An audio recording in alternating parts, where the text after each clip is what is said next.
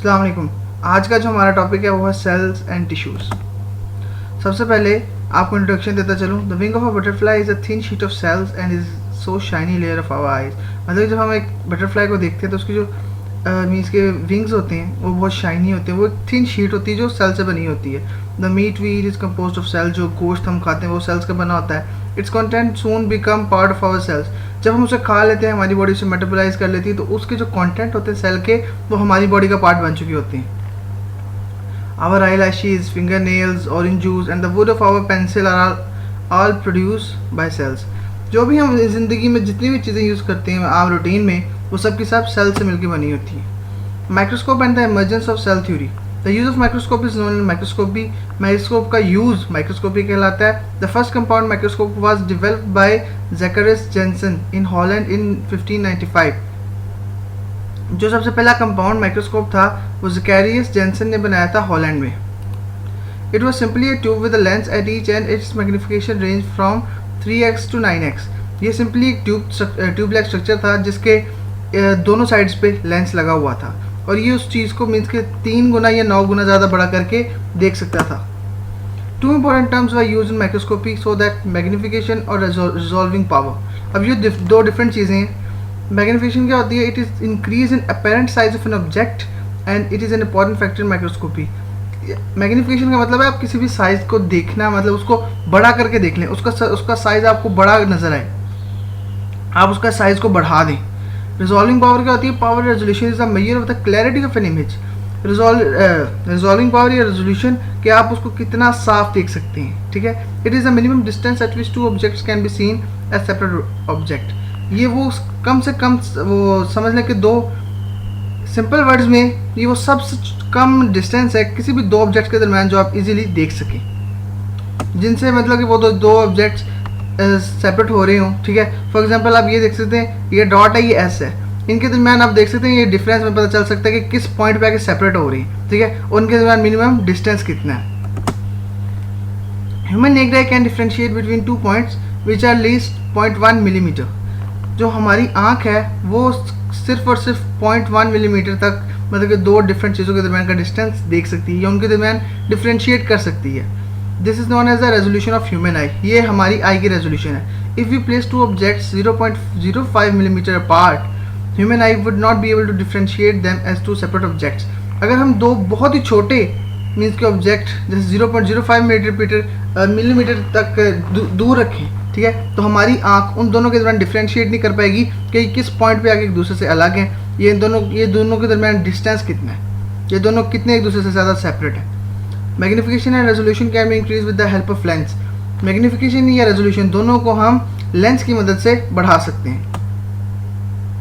Now two types of microscope, light microscope और electron या electronic microscope. Use in microscopy दो तरह के माइक्रोस्कोप मेनली यूज होते हैं, लाइट माइक्रोस्कोप, इलेक्ट्रॉनिक या इलेक्ट्रॉनिक माइक्रोस्कोप, इलेक्ट्रॉन या इलेक्ट्रॉनिक माइक्रोस्कोप। अब लाइट माइक्रोस्कोप क्या होता है? A light microscope works by passing visible light through a specimen. Light microscope में एक स्पेसिमेन या एक सैंपल, ठीक है, उसमें से हम लाइट को पास करते हैं, विजिबल लाइट को। इट यूजेस 2 ग्लास लेंसेज, ठीक है, एक उसके मतलब के नीचे दोनों साइड्स पे एक लेंस होता है। One lens produces an enlarged image of the specimen and the second lens magnifies the image and projects it to the viewer's eye or onto the photographic film. अब एक लेंस क्या करता है? उस इमेज को बड़ा कर देता है, ठीक है, स्पेसिमेन या सैंपल जो भी है उसकी इमेज को इनलार्ज कर देगा, बड़ा कर देगा, और जो दूसरा लेंस उसको मैग्नीफाई करेगा, सेम मीन्स के उसकी क्लैरिटी को बढ़ा देगा, ठीक है, उसको बड़ा करके दिखाएगा। And project it to viewers eye, और वो व्यूअर्स आई में हम देख सकते हैं, मतलब कि जो आई स्लॉट होती है उससे हम इजीली उसको देख सकते हैं, या अगर कोई मतलब कि प्रोजेक्टर टाइप चल रहा है तो उस पर भी हम देख सकते हैं उसे। A photograph taken through a microscope is called micrograph. अब फोटोग्राफ जो माइक्रोस्कोप से ली जाती है उसे हम माइक्रोग्राफ कहते हैं। A light microscope can magnify object only about 1500 time without causing blurriness. Means कि एक लाइट माइक्रोस्कोप 1500 गुना उसको बड़ा कर सकते हैं किसी भी ऑब्जेक्ट को बगैर ब्लर किए, ठीक है। इट्स मैग्निफिकेशन इज 1500x, ठीक है, मतलब कि वो 1500 गुना किसी भी ऑब्जेक्ट को बड़ा करके दिखा सकता है, ठीक है। लेकिन अगर आप 1500 से ज़्यादा जाएंगे तो फिर वो ब्लर होना शुरू हो जाएगा।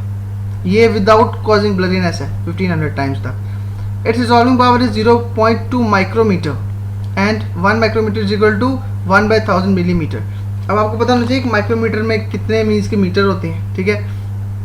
10⁻³ होगी तो वो मिलीमीटर होगा, 10⁻⁻6 होगी तो वो माइक्रोमीटर होगा। तो इसकी रिजॉल्विंग पावर 0.2 10⁻⁻6 मीटर है, ठीक है, माइक्रो में। In other words the LM light microscope can not resolve distinguish object smaller than 0.2 micrometre. अब अगर 0.2 माइक्रोमीटर किसी दो ऑब्जेक्ट्स के दरमियान डिस्टेंस है वो 0.2 माइक्रोमीटर से कम है, ठीक है, मतलब उस केस में लाइट माइक्रोस्कोप उन दोनों के दरमियान मतलब डिफरेंस हमें नहीं बता सकता कि उन दोनों के दरमियान डिस्टेंस कितना है, ठीक है, या एक दूसरे से कितने दूर है। It is about the size of the smallest bacterium. जो सबसे छोटा बैक्टीरियम है ना, ये उसका साइज जितना है, उसका साइज इतना मीन्स के डिफ्रेंशिएट कर सकता है। The image of the bacterium can be magnified many times but light microscope can not show the details of its internal structure. अब जो बैक्टीरियम की इमेज होगी ना, लाइट माइक्रोस्कोप उसको मैग्नीफाई तो करके दिखा सकता है, लेकिन उसके इंटरनल स्ट्रक्चर की डिटेल लाइट माइक्रोस्कोप नहीं दिखा सकता। ये उसका स्ट्रक्चर होता है सिंपल। ये आई पीस है जहाँ से आप देखते हैं, ये बॉडी ट्यूब है, ये यहाँ ऑब्जेक्ट रखते हैं हम, ठीक है, स्लाइड पे, और ये लेंसेज होते हैं डिफरेंट टाइप के कि आप कितनी रिजॉल्विंग पावर है आप उसकी चेंज कर सकते हैं, ठीक है। ये फाइन एडजस्टमेंट नॉब है ऊपर नीचे करने के लिए। ये जॉइंट है जिससे मीन्स कि वो जुड़ा होता है। ये मिरर है लाइट के लिए, यहाँ अक्सर लाइट पीस भी लगा होता है। ये कंडेंसर है जिसने सारी लाइट एक पॉइंट पे लाके यहाँ मीन्स के फोकस करनी होती है, ठीक है। लाइट जो स्प्लिट होकर आ रही होती है उसको एक पॉइंट पे फोकस करके यहाँ स्लाइड के नीचे से मीन्स के रिफ्लेक्ट करता है, जिसकी वजह से आपको ऑब्जेक्ट क्लियर नजर आता है। और ये स्टेज है जहाँ आप अपनी स्लाइड रखते हैं। उसके बाद आता है इलेक्ट्रिक या electron microscope. It is the most advance form of microscope in EM electric microscope object and lens are placed in a vacuum chamber and a beam of electron is pass through object. इसमें हम क्या करते हैं, जो lens और object होते हैं वो दोनों वैक्यूम चेंबर में होते हैं, मीन्स कि कोई एयर नहीं होती, ठीक है। और एक बीम ऑफ इलेक्ट्रॉन उसके ऊपर हम बम्बार्ड करते हैं, उसके थ्रू उसको पास करते हैं उस ऑब्जेक्ट के थ्रू, ठीक है।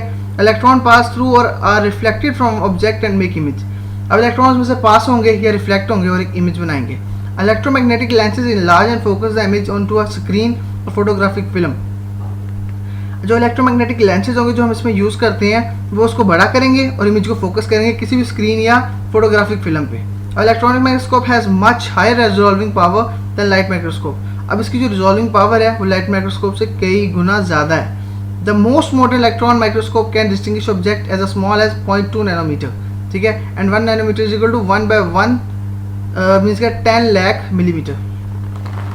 नैनोमीटर होता है 10⁻⁻9, ठीक है, मतलब कि ये 10⁻�9 तक के ऑब्जेक्ट्स को डिस्टिंग्विश कर सकता है। It is 1000 fold improvement over light microscope, means के लाइट माइक्रोस्कोप की मैग्निफिकेशन से 1000 गुना ज़्यादा ये मैग्नीफाई कर सकता है। EM can magnify objects about 2,50,000 times, ठीक है, ये 2,50,000 गुना ज़्यादा किसी भी छोटे ऑब्जेक्ट को मैग्नीफाई करके या बड़ा करके दिखा सकता है। Under special conditions EM can detect individual atoms. कुछ स्पेसिफिक कंडीशंस के अंदर हम एटम्स भी इसकी मदद से देख सकते हैं। Cell organelles and even molecules like DNA and protein are much larger than single atom.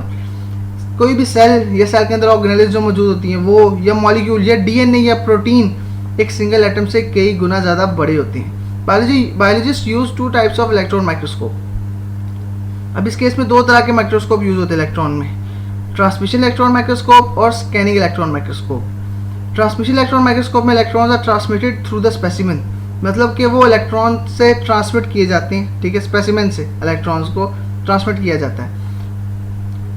Transmission electron microscope is use to study the internal cell structure. ये सेल का इंटरनल स्ट्रक्चर स्टडी करने के लिए यूज़ किया जाता है। अब देखें, ये इलेक्ट्रॉन गन है जहाँ से इलेक्ट्रॉन की बम्बार्डमेंट होनी है। ये अलाइनमेंट कॉइल है जो उसको मीन्स के एक लाइन में सीधा बम्बार्ड करेंगे। ये कंडेंसर लाइन 1 है, ये 2 है जो उसको सीधी एक सिर्फ एक पाथ में रखेंगे।